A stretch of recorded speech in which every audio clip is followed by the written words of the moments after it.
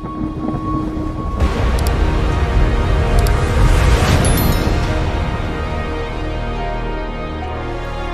weapon should I be using? Which weapon should I marry to? What are they going to do? Believe me when I tell you that every weapon in the first Berserker Khazan feels like a completely different game because of the combos that they have. Have in mind that link in the video description, I am going to be using footage from my guides that I have for each individual weapon. So if you want to learn how to master the weapons, link in the video description to each individual one. The goal of this video is going to give you a little bit of an overview so that you can see what is it that each weapon is going to do, so that you can decide if you want to use this or that other weapon. Now, the first thing that you need to have in mind is that if you really want to min-max the potential of your weapon, the stats that you are going to have for the weapons are going to alter the playstyle, and they are going to lean into benefiting some type of playstyle even more. It doesn't necessarily mean that you have to use that specific playstyle for the other weapons. It only means that you get the most out of that specific playstyle by using that kind of stat. Let me elaborate on that. You will see in here that the dual blades, they have a willpower scaling on B, with a strength scaling on C, as an off-scaling stat. What does this mean? Well, it means that every time that you invest points into willpower, you're going to increase the damage of your dual weapons. There are many other ways to increase your damage later on in the game, but for the general purpose of everything, that is how you increase the damage of the weapon. Not only that, the willpower gives you an extra bonus on something else. The willpower gives you extra, you receive less damage when you block, meaning that every time that you're trying to parry, and if you don't land the parry, then you get punished by blocking because you receive damage to your stamina, so you cannot attack that much more. The more willpower that you have, the less stamina that you receive whenever you're blocking, whenever you miss the parry, meaning that this is a weapon that favors a blocking kind of playstyle. But that doesn't necessarily mean that it locks you into this specific playstyle. Now, the general gist of this weapon is that you are going to be a maniac. This is the staple, the signature weapon of the game. You're going to be a maniac, a flurry of attacks. As a matter of fact, this one that I have for you right here, it's a combo that debuffs the enemy, and then based on that debuff, you increase the damage by attacking even more. One of the skills that this weapon has is that it launches you into this flurry of attacks, so that you attack in this berserker kind of like playstyle, and yeah, so that's the general gist of everything. You become a berserker with this specific weapon. Now, I did mention that it doesn't necessarily mean that you cannot adopt a playstyle for dodging with these weapons. It's just that you get the most benefit by blocking with this weapon.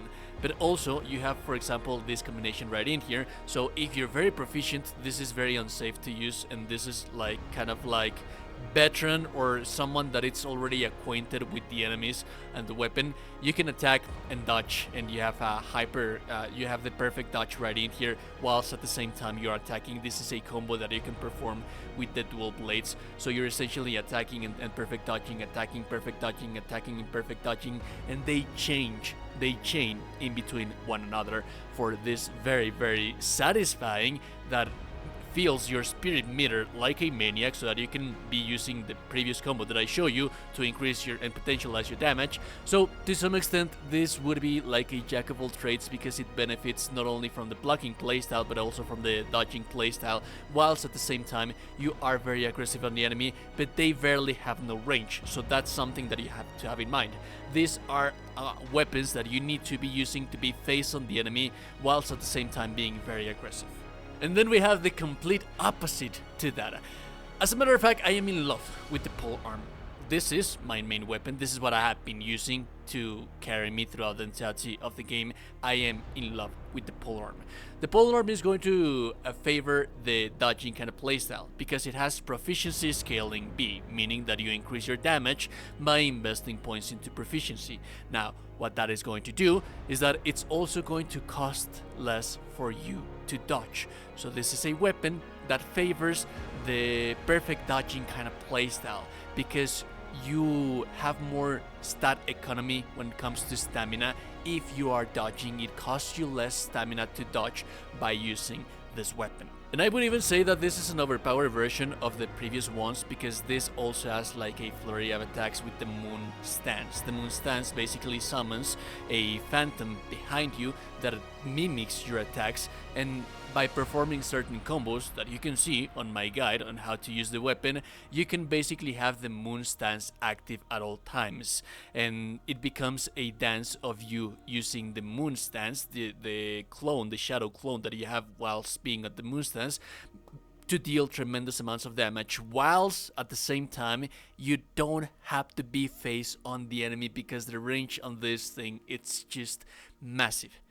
It is natural because it is a polearm, so it retains the very same aggressiveness that the dual blades have, but this one you can use that same kind of aggressiveness while you are far away from the enemy and while you're taking advantage of the perfect dodges because of the less stamina cost that you have with this weapon. And then we have the Greatsword, and in here we have to talk a little bit more, go a little bit more into deep stat management and what is it that it's going to give you, because the overall playstyle that you are going to have with this weapon is deal tremendous and massive amounts of damage whilst at the same time you receive damage, because that's generally how these weapons usually work. You have to take advantage of, you guessed it, your hyper armor. Your hyper armor with this weapon is going to be your best friend. And like I said, the stat also plays a huge part into that, because you have strength scaling. The strength scaling is going to have indirect benefit from everything that you are going to have in here. So the strength is going to not only increase the damage of the weapon, it's also going to decrease the damage that you receive to stamina whenever your character receives damage. So let me elaborate on that. Basically, the balance that they have in this kind of games is that whenever you receive damage, you not only get punished on your health, you also receive stamina damage so that you cannot retaliate that much more. What this does is that when you receive damage while in hyper armor, you receive damage to your stamina so that you cannot retaliate. Strength is going to reduce the stamina that you take from the enemy while you receive damage from the hyper armor that you are, so that you can continue the combo even while you receive stamina damage when they deal damage to you when they were attacking your hyper armor. Not only that, but one thing that I didn't mention with the previous weapons, because it was not that huge of a big deal until this kind of weapon right here, is that the strength is also going to increase your weight capacity. Meaning that, yes, there are types of heavy armor in the first Berserker Khazan, so this is a weapon that is going to benefit the most from using heavier armor. So the Triforce is that. You increase your strength to increase the damage of the weapon, and then you increase your carrying capacity to use heavier armor, so that whenever you're using the hyper armor, you don't receive that much damage to your health bar, but also because you're increasing your strength, you're also diminishing the amount of damage that you receive to your stamina whenever you are receiving stamina damage from the enemy attacking your hyper armor. And that is the gist of this weapon, and basically that is what everything is going to be working with this weapon. Like I mentioned, all of the content that I'm going to be showing you as of right now is going to be spoiler free. You can check out my guides on each specific individual one of those weapons, of these weapons, but this is just a brief rundown on what is it that the three of them do. If you like the content, you like it, never super appreciated. And also you that you're a gorgeous and beautiful person, you're in the gorgeous and beautiful person, subscribe to the channel, you're in Discord, have a beautiful day and goodbye.